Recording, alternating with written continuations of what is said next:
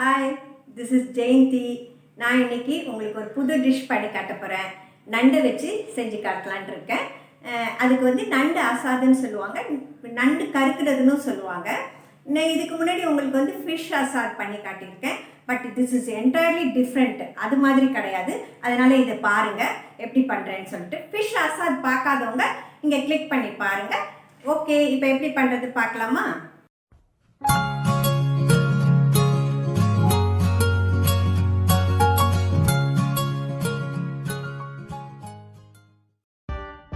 நண்டு 1/2 kg, தேங்காய் அரை மூடி அரைச்சது, சின்ன வெங்காயம் ஒரு 30, தக்காளி 2, பூண்டு 10-12 பல்லு, வாழைக்காய் 1, மஞ்சத்தூள் 1 டீஸ்பூன், ஜீரகத்தூள் 1 டீஸ்பூன், சோம்புத்தூள் 1 டீஸ்பூன், மிளகுத்தூள் 1 டீஸ்பூன், மல்லித்தூள் 2 டீஸ்பூன், மிளகாய்த்தூள் 1 டீஸ்பூன், பச்சை மிளகாய் 2, half lemon, நல்லெண்ணெய் 4 டேபிள் ஸ்பூன், கருவேப்பிலை 1 கொத்து, கொத்தமல்லி கொஞ்சம், உப்பு தேவையான அளவு. இப்போ ஆரம்பிக்கலாமா? சட்டியை வச்சு இப்போ அதில் நான் நண்டெல்லாம் க்ளீன் பண்ணி வச்சுருக்கிறத போடுறேன். நண்டு வந்து க்ளீன் பண்ணுறது கொஞ்சம் கஷ்டமாக இருக்கும்னு நினைக்காதீங்க. இப்போல்லாம் வந்து கடையிலையே க்ளீன் பண்ணி தராங்க, அது ஈஸி தான். அப்படி யாருக்காவது தேவைன்னா நான் வந்து கேட்டிங்கன்னா நான் வந்து நெக்ஸ்ட் வீடியோவில் நான் வந்து காட்டுறேன் க்ளீன் பண்ணுறது எப்படின்னு. அப்புறம் கரகரப்பாக சின்ன வெங்காயத்தை அரைச்சி வச்சுருக்கேன், அதை வந்து இதில் போட்டுக்கிறேன். அப்புறம் ஒரு மூடி தேங்காய், அதை வந்து நல்லா ஃபைன் பேஸ்ட்டாக அரைச்சி வச்சுக்கோங்க, அதையும் இதில் போடுறேன். இப்போ இதில் 1 டீஸ்பூன் அளவுக்கு மஞ்சத்தூள், 1 டீஸ்பூன் அளவுக்கு மிளகாத்தூள்,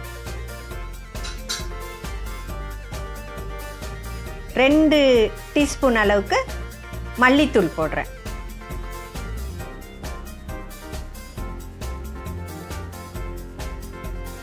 ஒரு டீஸ்பூனு சோம்புத்தூள். சோம்புத்தூள் வந்து இந்த நண்டுக்கு வாசனை கொடுக்கும்.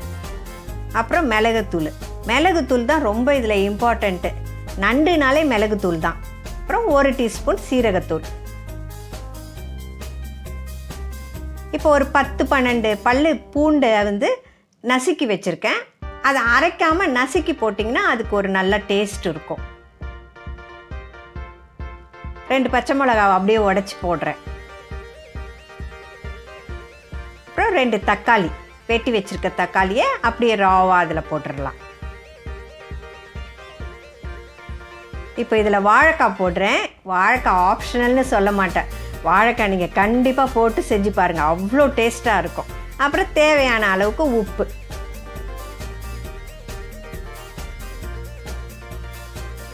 இப்போ இதில் தண்ணி ஊற்றி நம்மளுக்கு குழம்பு ரெடி பண்ணிக்கணும். நம்ம எவ்வளோ திக்னஸை பார்த்துக்கிட்டு நம்ம தண்ணி ஊற்றிக்கலாம். இதில் கொஞ்சம் கருவேப்பிலை,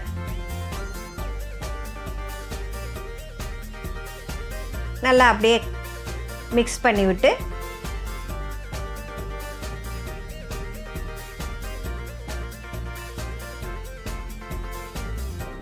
இது கொஞ்சம் திக்காக தான் இருக்குது, இன்னும் கொஞ்சம் தண்ணி ஊற்றிக்கலாம்.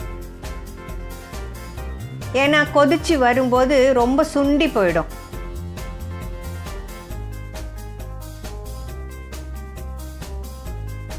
இப்போ இதை ஒரு 4 டேபிள் ஸ்பூன் அளவுக்கு நல்லெண்ணெய் ஊற்றுறேன்.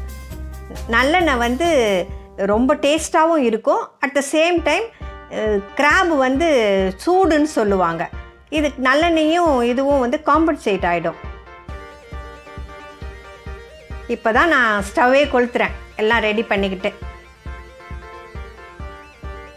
இப்போ ஒரு மூடியை போட்டு மூடி வச்சிட வேண்டியது தான். 20 மினிட்ஸ் அப்படியே விட்டுறலாம்.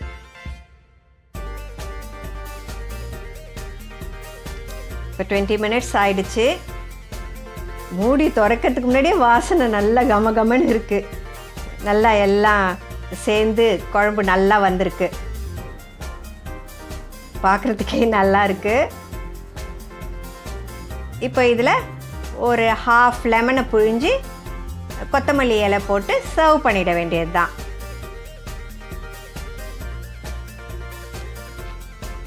எல்லாரும் நண்டு குழம்பு வேறு மாதிரி பண்ணுவாங்க, காரைக்காலில் இது மாதிரி செய்வாங்க. நீங்கள் இந்த மெத்தடில் பண்ணி பாருங்கள். இது ரொம்ப ஈஸி, ரொம்ப டேஸ்ட்டாகவும் இருக்கும்.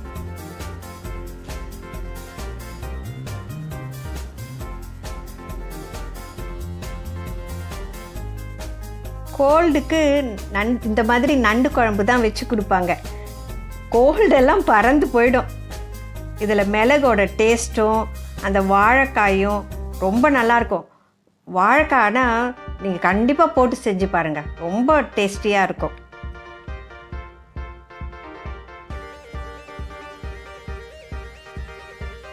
இது ரொம்ப ஈஸியும் கூட. ஐயோ நண்டு பண்ணணுமே, சாப்பிட்றதுக்கு ஆசைப்படுவாங்க, ஆனால் செய்யணுமேன்னு கொஞ்சம் அலுப்பாக நினைப்பாங்க. ஆனால் இதை பார்த்தீங்கன்னா ரொம்ப ஈஸியாக செஞ்சிடலாம், அவ்வளோதான்.